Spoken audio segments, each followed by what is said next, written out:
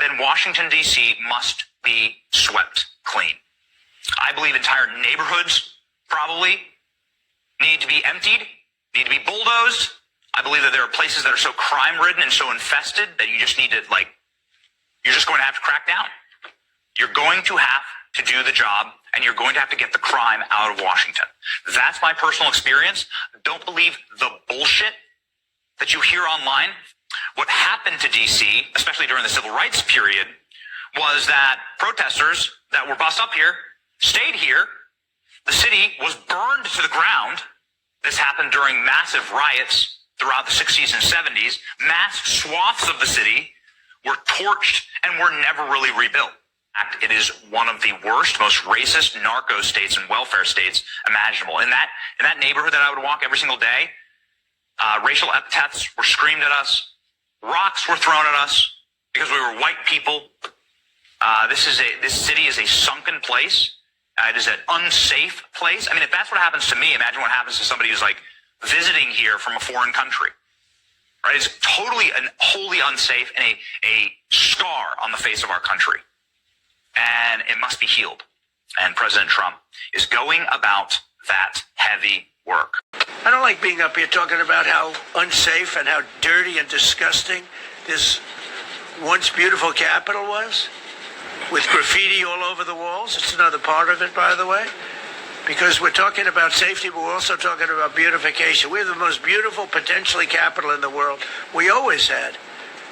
But people come from Iowa, they come from Indiana, they come and then they get mugged. Not going to happen. Keep coming, because by the time you get your trip set, it's going to be safe again, and it's going to be clean very quickly. We're going to replace the medians that are falling down all over the roads. We're going to replace the potholes. We're going to put a nice new coat of asphalt over the top.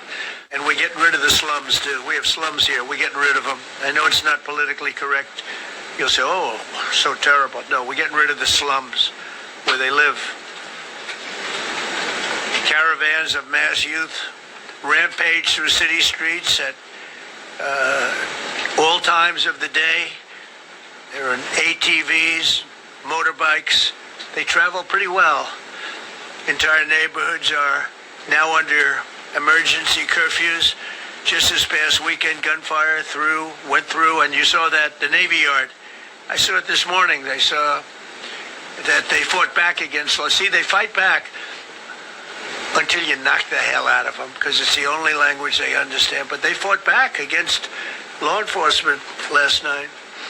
And they're not going to be fighting back long, because I've instructed them and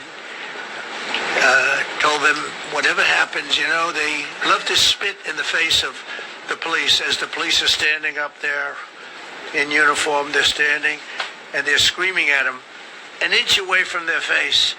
And then they start spitting in their face. And I said, you tell them, you spit and we hit. And they can hit real hard. We have other cities also that are bad, very bad. You look at Chicago, how bad it is. You look at Los Angeles, how bad it is.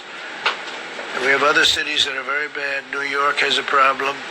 And then you have, of course, Baltimore and Oakland. We don't even mention that anymore. They're so far gone.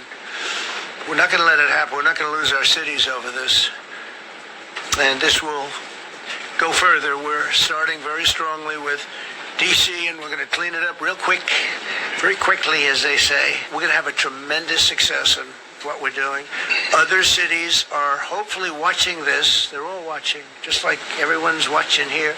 They're all watching, and maybe they'll clean up.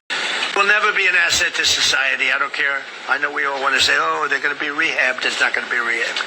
But some of these people, a lot of them, are homegrown criminals. And these are bad people. These are rough people. And this is just a list of some of the people that were given to me today that were criminals removed from the D.C. streets this weekend. They were rough and tough. But we're rougher and tougher. Look at these people here. Nothing, They're not going to be your local school teacher. Look at this guy. He has killed people numerous times.